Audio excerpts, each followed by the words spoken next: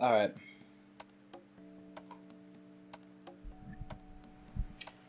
I... I don't know what I'm doing.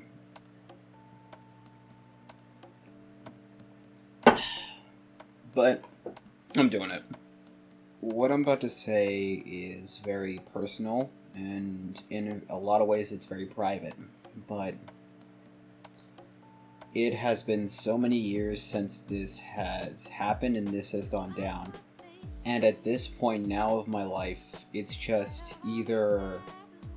I feel like either I just constantly keep this to myself and constantly cling to it, or I just get this out of the way, get this out of my system finally, just out in the open for at least one other person to hear, and then move on with the rest of my life, because I just want to be happy.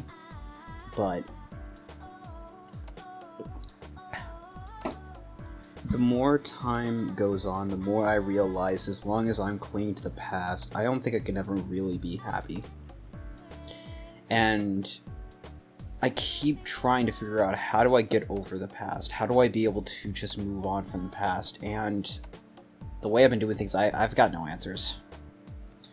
The only thing that comes to mind is I just get everything out of my system about the past and get on with my life and finally be happy. So all you need to know is I'm doing my best. All you need to know is I'm doing my best, and essentially don't try to attack anybody I mention here or anything for me. I don't need anybody to fight my battles. I want to talk about my life. And I want to talk about how fucked up it has been, not just to live through it, but also to kind of keep it under wraps for so many years. And constantly feel like if I even said anything about it publicly, I would be a terrible person. When in reality, I think this, no matter how old I get, this has been eating me alive since I did try starting to get over it. And I can't escape it. So, I don't know what else to do at this point, and I don't know. But I figure I should start at the beginning. So, one of the earliest things I remember is living with my family. I live with my dad, I live with my mom, and I live with two older brothers. Now, my oldest brother is a fucking asshole. He's the reason why I have PTSD. My second oldest brother, however, he wasn't perfect, but as time went on, he essentially became the brother that I would see as a genuine brother. My dad, he wasn't perfect, but he tried his damnedest, and my mom, at first I really started to love her, and then as time went on, I realized that she was the worst person to ever become a mother. So many things I remember vividly about my life. I remember going on long car rides to family outings, and my brother just my oldest brother just fucking with me. Just in the back of the car, just like casually beating me up. Both my older brothers had rooms to themselves, essentially. I had to share a room with my second oldest, but I never really had my own room. For the most part of my life, for most of the time of my life, I spent it either sleeping on couches or sleeping on the floor. I never really had a room to myself till I was like 10. I wish I was making that up, but that happened.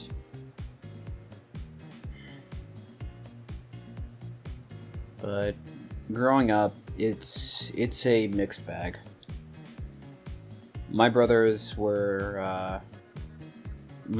into video games and whatnot. My second oldest brother got me introduced into Pokemon. Gen 1, Pokemon Red. And I remember we used to do some shit like pretend to be like in the anime and have Pokemon battles. It was stupid kid shit, but you know, it was fun. When I was 3 years old, we had a PS2 and I played games like Grand Theft Auto 3. It seemed like, looking back, it seemed like a good time, but then I remember the amount of times I got abused, I have been manipulated. My brother has duct taped my mouth. Yep. He threw me out a chair once. This is my oldest brother, by the way. He duct taped my mouth. He threw me on a chair once. I actually twisted my arm.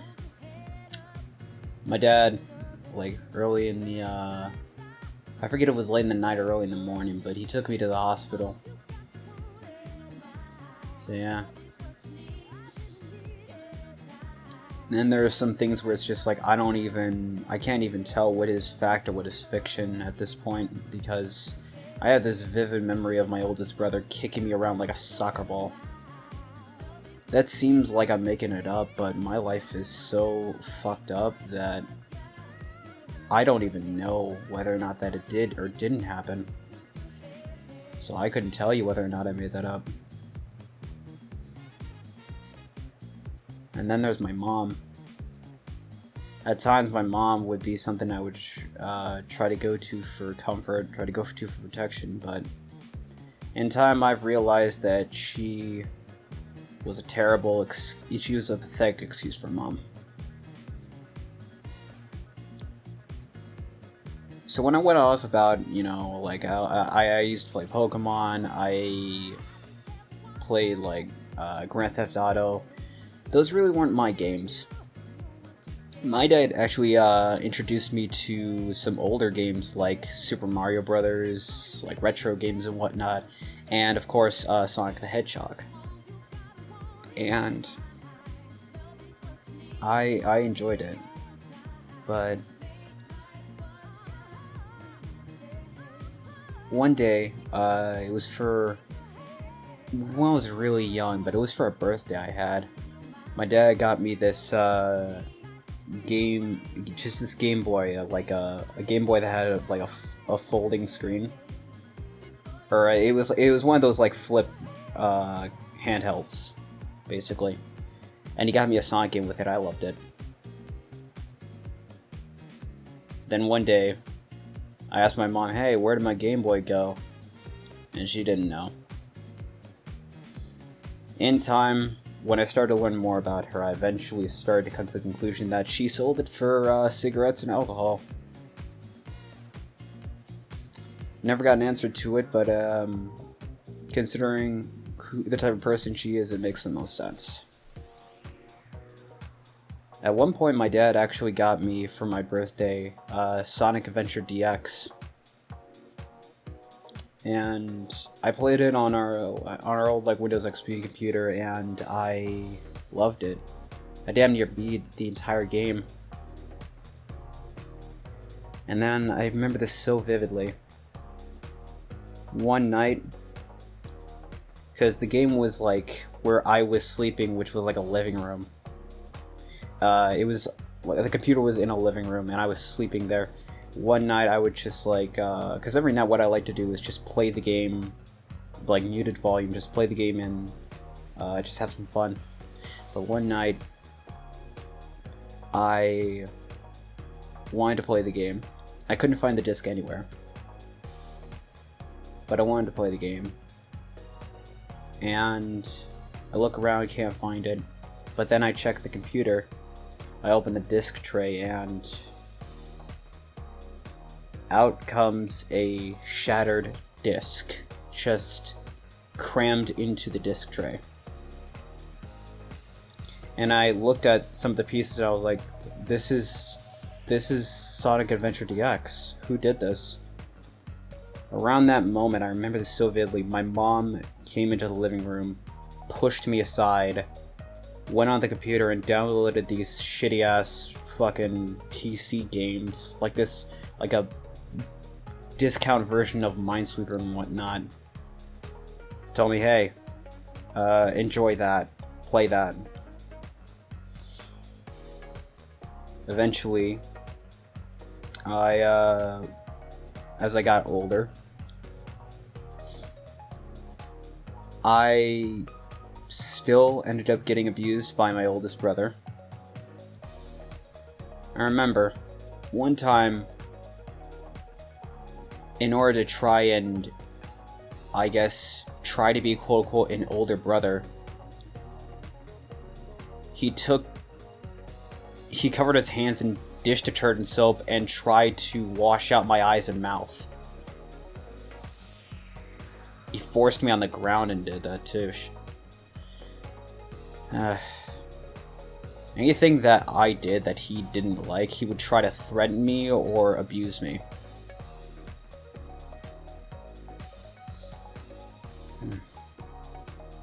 But as I got older, I remember getting a Nintendo DS. And at the time, I was sort of like getting into Pokemon because of my second oldest brother. And one of the first games I got on DS was Pokemon Heart Gold. Yeah, it was Pokemon Heart Gold. And I loved it. I actually had like several different games which I had paid off with my allowance, so I was able to buy actual games at this point. And one day, my mom's cleaning the place. I ask her, "Hey, where are my DS games?" And she said, "I don't know." And conveniently, she found the case where I kept them in, because I kept this in the little, like, blue carrying case where you carry, like, DS games. She found the case, but the games were gone. And looking back, I'm thinking, she sold that for money, to get cigarettes and alcohol, didn't she?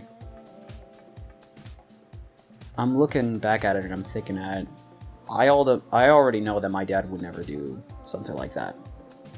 He's the one that essentially bought a lot of that stuff for me for like my birthdays. So it wouldn't make sense why he would just go out of his way to sell that. So I never blamed him. But yeah, all of them are gone. And my mom comes up and basically shows me this pinball game. Says, "Here, enjoy that." What my mom liked to do, essentially, is her idea of parenting was not to see me happy. Her idea of parenting was to see me being happy because of her, not because of myself, not because of anyone else. This continued on essentially until I was like 8 or 9. My oldest brother still continued to abuse the shit out of me. My second oldest brother, the more I think back on it, the more I have more pleasant memories of him. Like, he was the person that actually tied my shoes. Or not tie my shoes, he actually taught me how to, well, he did, but he also taught me how to tie my shoes.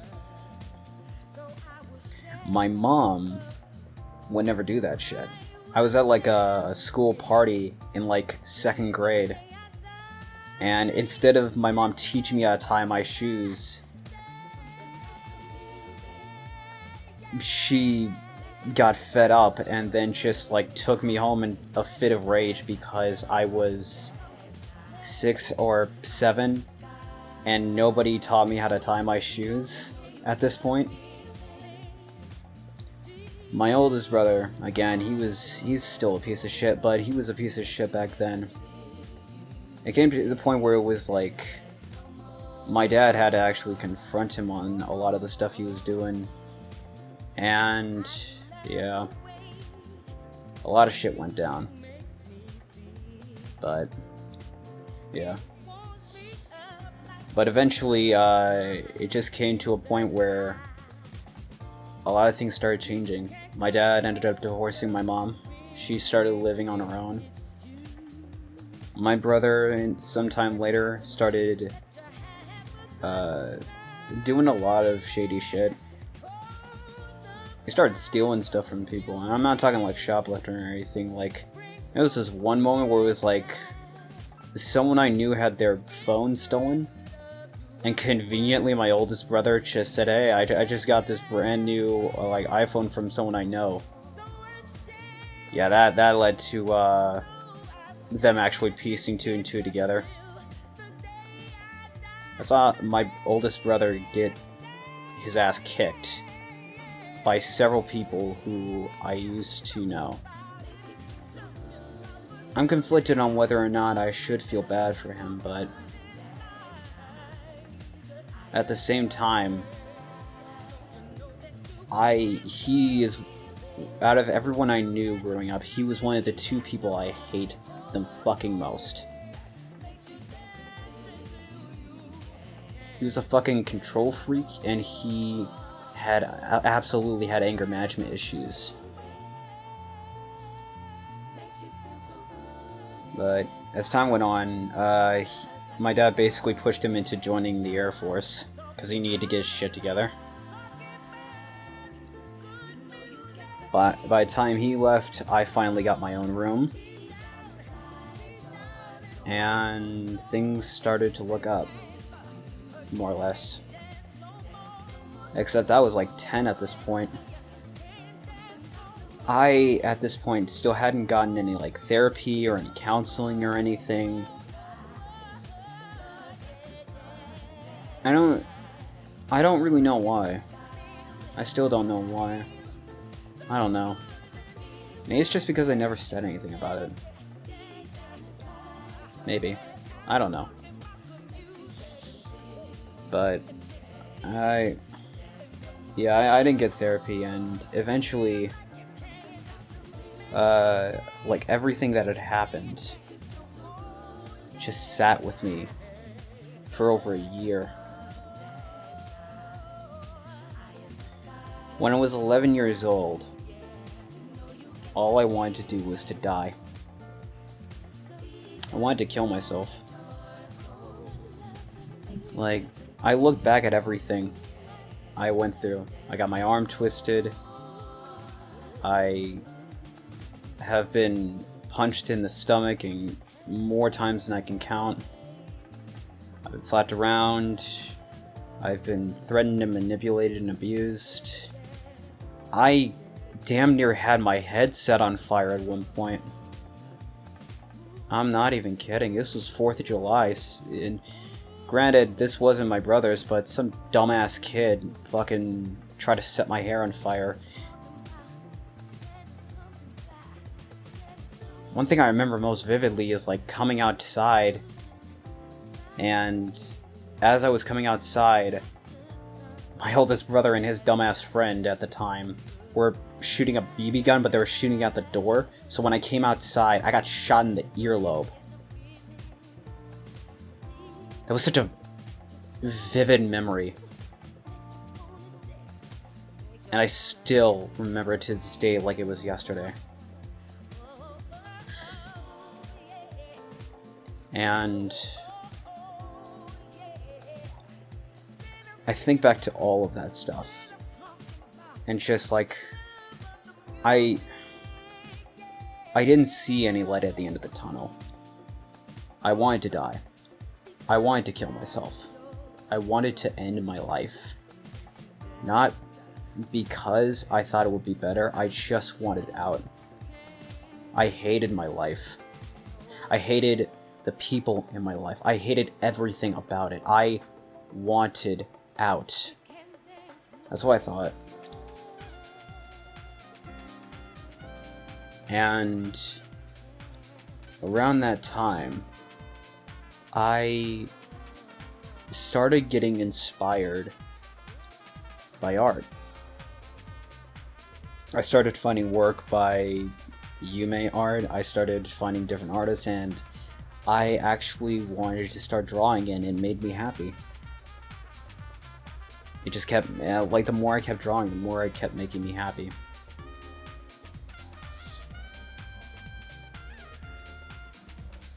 And then, more or less, like, a lot of the suicidal thoughts started to drift away.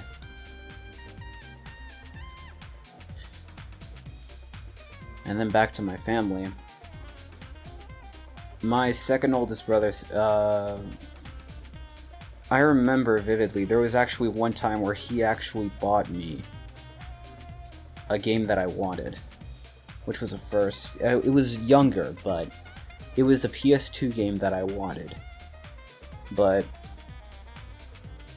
for the longest time, this was after my mom had gotten divorced and left, but for the longest time, anytime I said I wanted games or anything, like, my dad would do his best to do it, but then, as far as I'm concerned, honestly, my mom would pretty much just take that and then take it away from me, because from how she's treating me and everything, as far as I can tell, she doesn't want to see me happy. She wants to try and be the one to make me happy, by any means necessary, even if it means taking away what makes me happy, like having a choice of my own. Even if it's something as trivial or luxurious as getting a video game, that was still my choice, and sometimes it was stuff that I paid for and stuff that I worked for, and she would just take that away. But my second oldest brother, one day we're at GameStop. I remember this vividly. It was just like, hey man, you can pick out whatever game you want as long as it's like under this price. I look around and I see this PS2 game. Don't even know the series, but it looked colorful. It looked kind of cool. I wanted to check it out. It was called Super Bust Move 2. And it was just this puzzle game where you just match different colors, get different combos. It was weird, but it was also kind of sick and cool. But yeah, and the best thing about it was that was a game I kept until pretty much we sold off the PS2. And that kept happening, stuff like that. Eventually we got a PS3. And my oldest brother and me would go to GameStop and we'd be like, hey, what do you feel about like games like Resistance 3 or Borderlands 2? What do you feel about games like Dishonored? You know, or even Mass Effect? Like, he would try to do his damnedest to like actually ask me, hey, like, what kind of games do you want to actually play? I remember vividly, I was in the store and I saw a copy of Sonic 06. I had, like, the only thing I remember from that game is, like, playing the demo. And I was like, hey, can we get this? And my brother's like, I wouldn't do that. If anything... And then he pointed to a copy of Sonic Unleashed. He pointed to a copy of Sonic Unleashed and was just like, yeah, you might be better off getting that. Yeah. But... yeah, it was a good time. And it was some of the... as I got older, as the two worst people in my life left, I started actually finding some happiness for myself by actually getting stuff I, like, wanted and everything. And being able to keep it, too.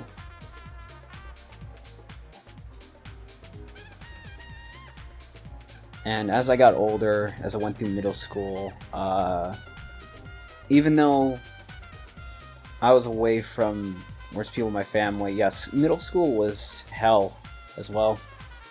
That actually added to the reason why I wanted to kill myself. I hated middle school. I hated it with a burning fucking passion. I have no good memories of that place whatsoever. I hated it. I absolutely despised it. And it was this one day where I was losing my goddamn mind. I don't even remember what I was doing, but I was taking dry erase markers, which is stuff that can wash off, but I was taking dry erase markers and writing on the bathroom walls. I don't even know, but at that point, obviously, like, they caught me, and they ended up putting me in a hospital. I don't know. I didn't know what to say, I didn't know what to do.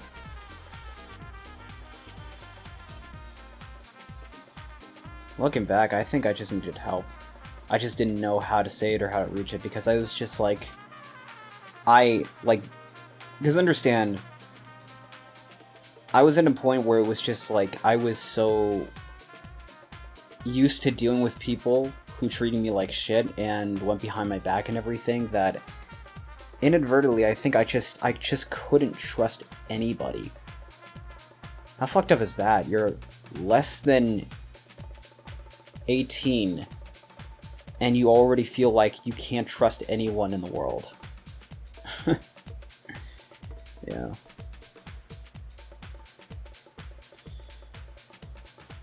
But that's how I felt.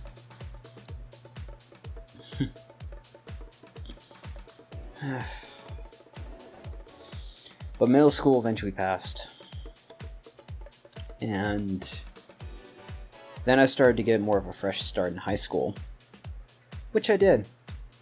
I got into an anime club, and I met a lot of people who, to this day, I mean, we're still friends, but we're still kind of friends in the sense of, like, we haven't really talked since insert blank year. But I met a lot of good people there. High school was a good time, and it was going to be a good time. I remember freshman year running cross country. I met some good people in there. It was usually a bunch of jocks, but yeah, it was good people. And then the summer came, where I was going to become a sophomore, and my dad starts getting worried about me because he's looking at me and I am like basically how I would describe a skin-covered skeleton. Because for a vast majority of my life, anything that I ate, I would throw up. At first, I thought it was just because I couldn't stomach certain foods, but as time went on, it just continued to happen. My stomach continued to feel like I was dying. I just didn't know what was happening, but there was this mentality that was sort of like hammered into me, where it's just like, oh, you feel pain, walk it off, suck it up.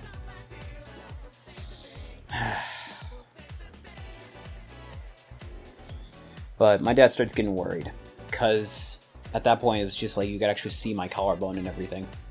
I have this bone spur right around my shin, where before I was diagnosed and everything, you could actually see it. It almost like my cross-country coach mistook it for a broken bone at one point. That's how weird it was for other people to see. It wasn't, it was just a bone spur. I could still kind of feel it, but it's very much, you can't really notice it as much as you would if I was back in high school. But my dad's calling up a doctor, and they asked me, okay, so what's your son's weight currently? I go onto a scale, and it says 89 pounds. And they're like, okay, so that's not good. We got to get you checked into a doctor, see what might be the issue. So I go to the doctor, and he checks around my waistline. He essentially gives me a physical, and some time passes, and he comes back, and he tells me I have Crohn's disease. And to make a long story short, what essentially translates to is my stomach essentially eats itself to death.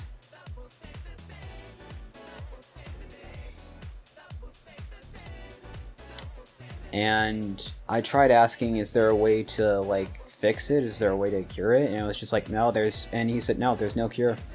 There's no cure. You're gonna have to live with it. There's remedies, there's treatments, but you can't get rid of it. This is something you're going to have to live with. And it sort of shut me down. Because it was just something where it was just like, this was a problem that I couldn't fix or solve. This is a problem that I had to live with. It's something I had never dealt with before. But the doctors were like, alright, so we can get you prepped for surgery. We're gonna have to do a colonoscopy, so here's sort of like a list of what you can and can't eat. Make sure to do this, this, and that. And yeah. Like 89 pounds, you know, if that doesn't sound like, you know, there are probably some people who are listening to this and be like, oh man, 89 pounds, I'm so jealous. No. Please don't be jealous. It was so uncomfortable. I cannot stress that enough. To give you an idea, anytime I would eat or drink something, like in the days coming up to the point where I would get diagnosed, anytime I would eat or drink something, I could actually feel it traveling through my body. Like, food getting digested, liquids getting digested, and everything, just everything that I consumed. I could feel it traveling through my stomach and colon. It was... It was so awkward and weird. I didn't know how to feel about it. I hated it. And regularly I would have what I would eventually find out to be low blood sugar attacks, where my ears would start ringing, my vision would start going blurry, and I would start sweating. And I would feel like I was on the verge of passing out. That actually happened multiple times. Once at a grocery store, actually. I had trouble actually keeping it together. I don't know how I did that, but it happened. But yeah, I was very light, like abnormally so. I remember this one point while I was in anime club where we were trying to reenact like a Princess Carrie scene, and I told my friend, yeah, carry me, I'm light, and he did. That's how light I was. He didn't even work out or anything, that's just how light I was. But yeah, I went through colonoscopy, and it was the day when I had it, after I got done with it. It was the first time I felt like I genuinely came close to death, because I went to the bathroom afterwards, and I'm not gonna say too much, but there was a lot of blood. Because after I got done with the colonoscopy, they transferred me to a hospital where they would give me like my procedures, which I do regularly now. And on the way there, I was cold. Mind you, it was summer, it was August. I was freezing to the bone. I could barely hear much of anything. I felt like I was about to pass out, and at this moment, the only thing that was keeping me from doing that was this thought of, if I pass out, I die. So I genuinely don't know if I would have, but from my perspective, like, I just lost a bunch of blood, and my skin looks pale, and I am so cold, and I feel like I am about to pass out. I genuinely, it's just like, I genuinely felt like I was about to die. Like, the one thing that just kept me going was like this thought of, if I close my eyes, it's over. And then I get like hooked up. I pass out sometime when I get into being set up for the procedure and everything. I pass out, But when I wake up, there's this cold feeling coming up my arm. I wake up and I see there's an IV in my hand. And my family is all around. My dad got off work and came to see me in the hospital.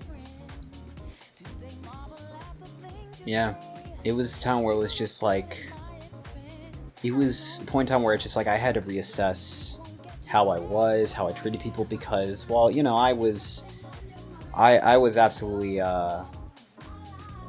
a dysfunctional household and everything, and I had a shit life. I also was a piece of shit myself. I was a piece of shit kid. I didn't get like counseling or therapy for any of this. I didn't even get anger management or anything, so a lot of this was just like I had to deal with it, essentially, or that was what I thought. And yeah, that led to a lot of emotional outbursts, a lot of me getting into fights, so on and so forth. Yeah, I was fucked up. But I thought back on my life and I was like, you know what? I gotta change myself. I gotta change myself for the better. So since then I've been working on that. And at some point, my brother comes back from the Air Force. And at the time, I thought maybe, you know, because at the time he had apologized over text message about everything that he'd done to me. So at the time, I was like, you know what, I'm willing to give him a second chance. At first, things seemed like they were going fine, and then eventually, I started to notice he was kind of the same asshole that he was from before. Thankfully, we didn't live together anymore. He was doing his own thing. But yeah, there was things I noticed, like anytime he wanted me to do something, he would get pissed off at me because it wasn't the way he wanted it done. But he wouldn't know. But he also would not like bother to just tell me that beforehand or let me know. Essentially, he's of the mindset where if he asks you to do something, it's always in the way he envisions, and he never bothers to essentially expect that you don't know what he's thinking, essentially.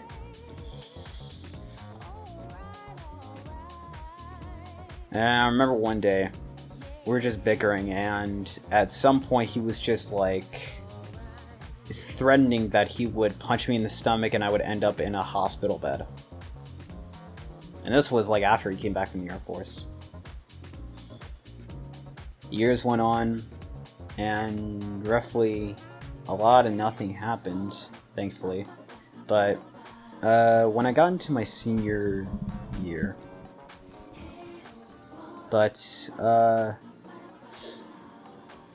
when it came to my procedures around my Crohn's disease, after my procedure, they gave me some medication, and in a week, I gained from 89 pounds to about 135. And I kept eating, and my body was just storing the fat that it needed. It was storing the nutrients. It was getting what it needed. So it was so desperately needed. So that was really good. And as time went on, and this was about when I think I was 16, so this was like a year after I had been diagnosed, I thought, you know what? I want to do something with my time. And I was already, like, drawing. I was already ignoring my studies for drawing, because, like, I didn't give a fuck about my middle school. I was ignoring my studies for drawing, but I was like, I want to do something more. And then I started seeing, like, some people posting AMVs, and I was like, you know what? I kinda want to do that. And then I did it hoping that I would get attention. And I made this whole channel where I would just do AMVs. And eventually I just did just nonsensical bullshit around anime and everything, and it became an addiction real easily. Just something that I felt like I had to keep doing. And I started treating it like a full-time career, even though it really wasn't. And as the years went on, I started looking at it as more so, instead of it being a good thing, it was a bad thing, because it went from something where it was like, you know what, I want to try, to I looked back at it and more so it became something where I saw a cry for help. Because despite everything that had happened, I'd still not gotten therapy, I still hadn't gotten counseling, I still hadn't gotten anything regarding help. And I had just come face to face with what I thought was death. So ultimately, that channel where I posted AMVs and funny anime content and whatnot became a cry for help, in that I thought that I was going to die, and I felt like if I did that, like if I actually made a channel like that, when I died, people would actually remember and care about me. And that's why I was like, you know what, I have to stop. I don't want this to be my life. I don't want this to be a life where it's just like I seek attention just so that people can fucking care about me. I want to stop. And it was around the time where I was asking myself, what do I want to be in life? What do I actually want to do in life? What do I want to dedicate my time in life to? And it was around that time when I decided to become an artist. Like, genuinely. I kept thinking, what was the thing that actually continued to make me happy over all these years? And it was drawing. So I was like, you know what? I want to be an artist. I want to go to school to be an artist.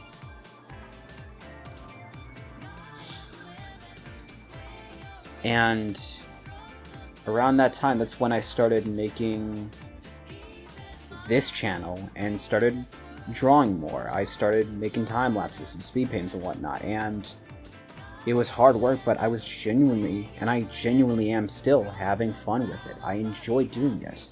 I like it. I love it. Yeah, and I was thinking it was like the end of 2019. And I was thinking, you know what, from here on, I'm going to say goodbye to making pointless content and everything, making funny little memes and whatnot. I'm going to be more professional. Come 2020, I'm going to focus more on art, because I already have 2 jobs where I'm working in the art field. Even though they're internships, they're 2 jobs working in the art field. I want to take this seriously. And that's when the funniest thing happened. And I lost both jobs and stayed inside for the entire year. So that's great. And I felt like I had to distract myself from the fact that this may very well be the apocalypse. So back in 2020, instead of going back on my word and saying I was leaving my previous channel, I decided, you know what, I'm gonna make another channel and just upload content there. Because no matter what anyone says, I will always look back at the first time I actually took a shot at YouTube as just being a cry for help and a cry for attention.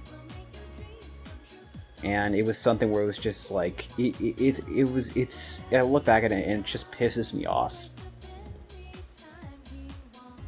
But, yeah. Year passes, 2021, I start getting vaccinated. And then, my dad actually considers to actually put me through therapy, and yeah, it was the best thing that happened to me. My dad, he's not perfect, but over the years, I can absolutely tell that he's tried his best to be a father. Even if he didn't know even if he didn't know everything, he at least is competent. He at least knows a number of things of what he does. He at least tries. And he got me into therapy, and since then I have actually started to look more towards myself and actually start changing myself for the better legitimately.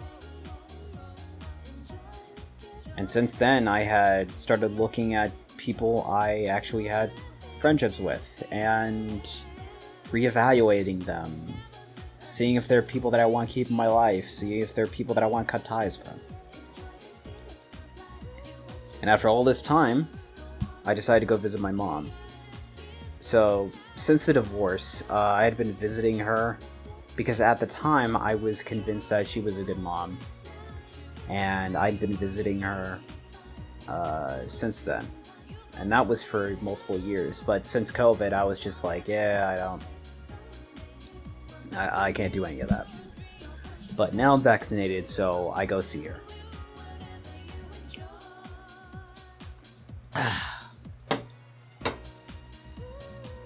One of the first things she tells me is that apparently people are stalking her. She goes to one of her old neighbors and she tells me that her neighbor said, "Oh yeah, I remember you. I used to listen in on your door and just like listening to what you were doing." And she tells me some really like messed up stuff. And I'm thinking, "Oh god, that sounds really horrible. That sounds pretty horrible." And then she also tells me, "Hey, by the way, I'm also off my medication. I've never been better." And I was like, "Oh, well, that's good." I didn't want to like question her and judge her because it was just like I was trying to give her the benefit of the doubt and everything. Like, when it comes to some people I am friends with and whatnot, I don't know their life story. I don't know what's going on in their life. So when they tell me some things, I think, whether or not I think it's right or wrong, I don't know their life story. I don't know what they're going through. I don't know their situation. I don't know if what I say, if I disagree, is going to be the right call. Sometimes it can be like that. Sometimes when you try to help out people you don't know and you don't know their situation, it actually turns out for the worst. And I tried to understand, and I tried to give her the benefit of the doubt. And then, literally, the morning after she tells me she's been stalked and whatnot, there's a knock at the door of her place. I hear it early in the morning, it wakes me up, and then I go check it out, and there's this dude who's just asking for my mom. And after what she had told me, I'm thinking, is this what's gonna happen if I say that she is here? So I pretended that she wasn't. And the guy who was looking for her was just like, "Alright, thanks anyway. Can you let her know that I was here?" I was like, "Yeah, sure." He left. I went back to, I went back to, just sort of waking up and everything. My mom eventually woke up, I told her what happened, and she got pissed at me. Because the person that was knocking at the door apparently owed her money. And normally, I would expect, it's just like, if that was to happen, if I misunderstood the situation, right? I would expect, "Hey, just, by the way, I know there's no way you could have known this, but that person owed me money. It's perfectly fine, just next time, if someone asks for me, just let me know." Something like that. But instead, she starts playing the victim. she starts guilt-tripping me. She's like, yeah, that person owed me money. Like, what? Like, why are you answering the door for me? Who gave you the right to answer the door? Do you think I'm a child? I try to explain to her, she keeps cutting me off more and more. I get fed up, so I'm just like, I just get fed up, so I just scream at her, just like, can you let me finish? And then I just say, look, I'm sorry. I'm sorry for answering your door. I'm sorry for thinking about you. I'm sorry. I won't do it again. Next time it happens, I'll let you take it. And she said fine. Went back to her room. I went back to doing my own thing. She comes back over to me, and she's still pissed at me. She's pissed that I raised my voice. So I'm like, okay, I'm sorry. And she's like, no, listen to me. You don't get to talk out of tune with me, alright? I'm your mother, alright? You don't get to do that kind of stuff. Like, who do you think you are? Like, you're not... She kept trying to talk down to me. She kept trying to inadvertently belittle me, I think. And I was getting pissed because she kept interrupting me. I was trying to apologize. I was trying to be a decent sport, but she kept just interrupting me, and I was like, alright, if you interrupt me one more fucking time, I'm going to fucking leave. Because I was not under any obligation to stay there. I wanted to visit her at the time. I was not forced to stay there. It was just, there was just something where it was just like I wanted to do. Because at the time, I actually still loved her. And I said, look, I'm sorry for raising my voice. I won't do it again.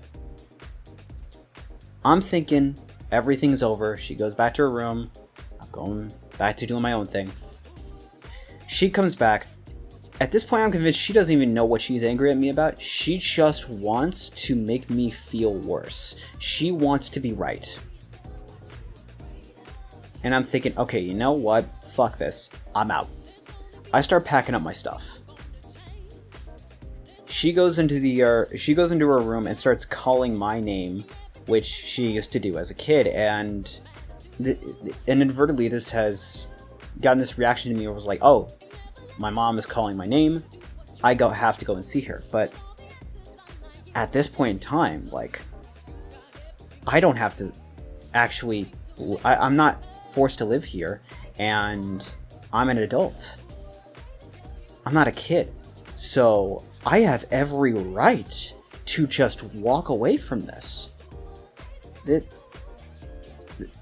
There's no real reason for me to keep listening to her, other than if it's what I want to do. So I just kept packing up my stuff. She comes walking out with tears in her eyes and saying, you don't have to leave. And I don't know what it was, but I was looking at her and I was like, something is wrong with you. I was thinking this, something was wrong with you. I don't even know if you know what's wrong with you. And I don't even think whatever I say will convince you that something is wrong with you. I think you're kind of a lost cause at this point. And it would probably be in my best interest to get the fuck out of here as soon as possible. So I did. I called up my dad. I told him what happened. I was thinking, he's not going to believe me, right? Turns out, no, he believed me. In fact, he said, yeah, she used to do what you described. Yeah, she used to do that when we were living together. And she told me about more so, like, everything that, how she really was when I was growing up. My dad had sort of tried to encourage me to not see my mom as much, or just not see my mom at all.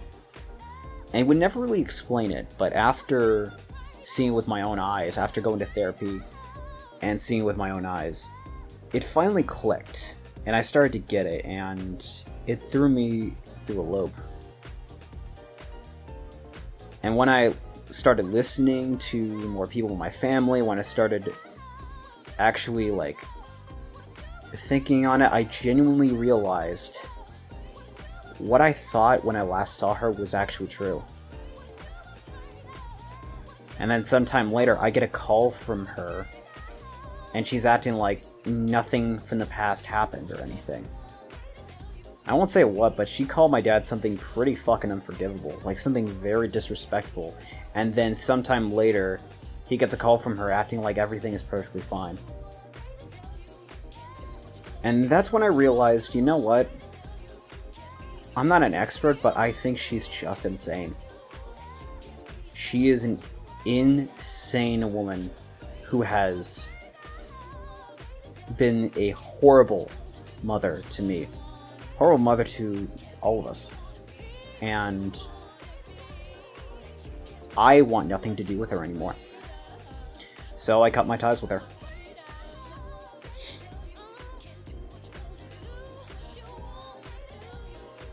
And it was a lot. It took a long time to get over that, but I eventually did. Or at least I like to think so. But overall, I have never been happier since I did that. And then my brother comes back one last time, my oldest brother. And he's staying at the place for, like, just a weekend. And he had previously, like, just left off for I don't know how long, but left his car with my dad, who I was living with at the time. And at the time, I was getting this full-time job, like this 10-hour job and whatnot. It was a massive pain, but I had to get paid somehow. And I didn't have a working car. And my dad's like, well, your brother just left his car here, and he's gone overseas. If you needed a car, just take it. And I was like, okay. I mean, sure. He told my brother about it, my oldest brother about it, and he was like, yeah, I don't want you driving my car. And my second oldest brother actually helped me out and talk with someone he knew who was giving out this worn down, like, used car, but I used it and I got some pretty good mileage out of it. And then my oldest brother, comes home for the weekend, and we're heading off to, like, I don't remember even where, but we never did. We were heading off somewhere, and I was like, you know what? As thanks for letting me use his car so that I had something to get me to work and back, I was going to give him one of my favorite albums. It was an album from Nujabes. I was going to give him one of my favorite albums. As soon as I did that, and I told him about it, he starts freaking out. He starts questioning everything. He starts blaming everything on the car on me. He starts saying, like, everything about the car is fucking rusted. It just doesn't work anymore, all because you fucking drove it around. So on and so forth. He starts blaming everything on me, and then to add insult to injury, he calls my dad and starts blaming everything on him now, but instead of doing it, like, you know, away from me or anything where I can't hear him, he starts doing an earshot of me so that I can hear him, and then puts my dad on speakerphone so that he can hear everyone. And he starts blaming everything on me and him, and I start getting pissed because he's starting to actually lie about certain details, like when I took the car, or when I took the car, or the time of year, or so on and so forth. He starts lying about all these different details, and I'm getting pissed off. And he's doing this within, like, earshot of me. And I say, dude, you're getting everything wrong. He tells me in the other room, just, hey, shut the fuck up. I'm pissed off. All I was trying to do was trying to be the bigger person and just try to see him as a older brother. I try to be a good person, and he's just dragging this fucking anger at me. He's fucking gaslighting me at this point. And at this point, the gas is ignited because oh god, I'm pretty sure my dad could tell you if he knew about this, but yeah, that phone call was something, because I was just non-stop screaming at my brother. How fucking angry I was at him, trying to get it through that thick fucking skull of his about correcting the facts, and then he starts threatening me and threatening to abuse me. Threatening to hit me. I'm fucking pissed off at this point, and I'm just like, I want to hit something, I want to scream, I want to punch something so fucking bad, but then I thought, wait, I have my own car. I'm not stuck here anymore, because that was the biggest thing. The reason why I had to take that fucking punishment was because I had nowhere to go. I was a child. I was stuck at the place I was living at. I had nowhere else to go. But even though I don't have anywhere else to go, I have a fucking car. I can at least, the very least I could do is get some fucking distance to actually vent and think about myself before I do something I regret. So I grab my coat, I grab my keys, I grab my phone, and I leave.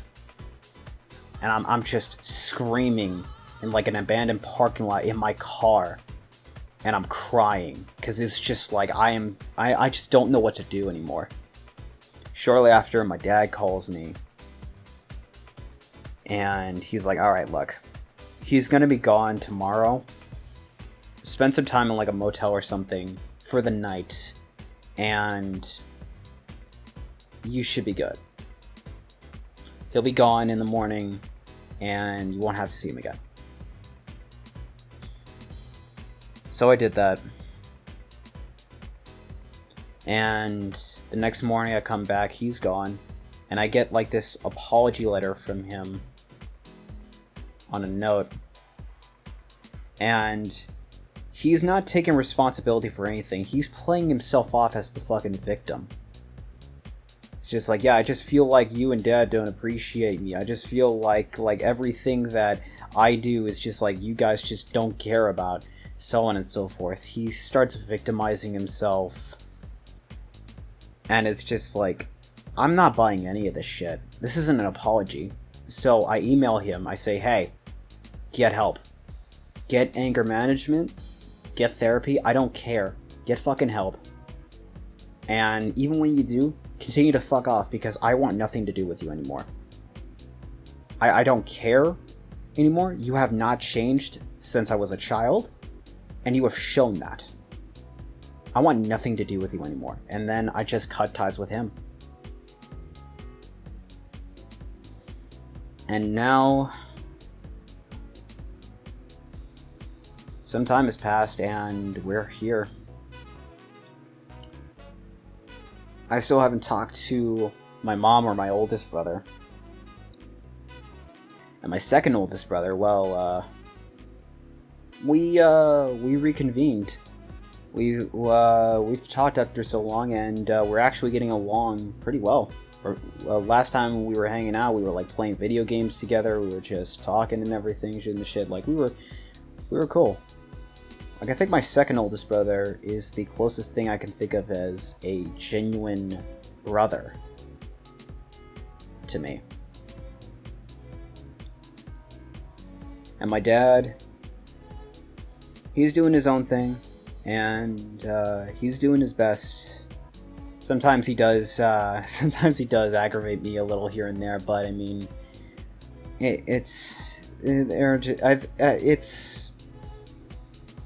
I mean, yeah, he's not perfect, but in comparison to everything that I had dealt with, yeah, I'd prefer him over anyone. I prefer him over the alternative, honestly.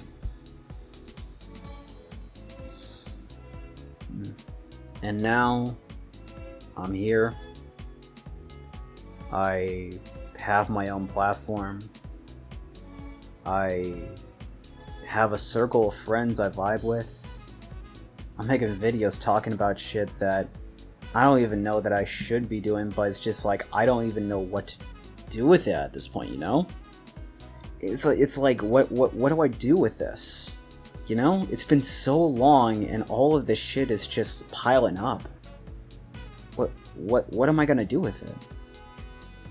Dude, like, I've been just keeping quiet about so much for so long, and that hasn't been working. I tried talking about it with some people, but genuinely it just didn't feel like it was working. I don't even think this would work, but I mean, one, it's just like, I didn't know what else to do, and two, I mean, it is my past. Even though, like, yeah, it is a very personal part of my life, at the end of the day, it's just like, it's my past. It doesn't define me. It doesn't make me who I am. It's just, there are things that are happened. They're just things that have happened, and nobody can change that, not even myself. And that's the truth.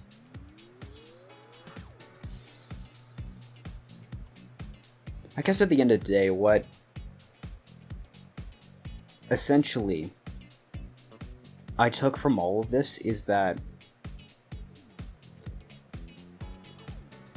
learn how to find your own happiness with time, you know? And if there are people that are more than willing to step on that happiness that you try to achieve for yourself, take it away from you, whatever, push them out of your life. If they don't want to listen, push them out of your life. Maybe try talking to them, sure, seeing if you can't reason with them about what they're doing, but if they won't budge, push them out of your life. Walk away. It's painful, but that is, to me, it was so much better than just keeping them around. Most of my life up to this point, I've been asking myself, what do I want to be? And at some point, despite saying that I wanted to be an artist, at some point I just settled on, I want to be happy. I lived a life that's completely and utterly shit. With, sure, some positives, but ultimately just shit. What I want for my happiness is, like, my happiness to eclipse all of that. I want to live a life where all of that happened to me doesn't define me. I want to live a life where all of that happened to me ultimately is just in the past. And it isn't something that is nothing but my life. Because now I'm doing so much better. I'm more vocal about stuff that I have problems with.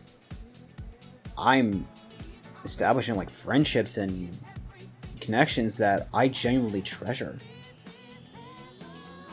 I'm making art and I'm continuing to be happy about it, so on and so forth. And yeah, it's just, I feel good. And I don't know. Maybe, I don't know. Maybe there's something here I'm just, like, missing. But I feel like I am genuinely going towards a life of happiness. Has my life shown me to be a perfect person? Fuck no. I have my problems. I had a lot of problems growing up. I still have my problems now. I absolutely do. Maybe not as egregious as some people on the internet, sure, but there are problems. There are issues. You don't live a life like mine and come out completely perfectly fine. Like, I still have PTSD. Like, that's never going to change.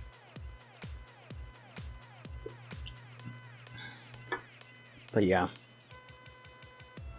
I don't really know what else to say. I guess just, yeah, I'm not a perfect person. I don't even think of myself as a good person, but god damn it, I'm fucking trying my best. Can't say I didn't try.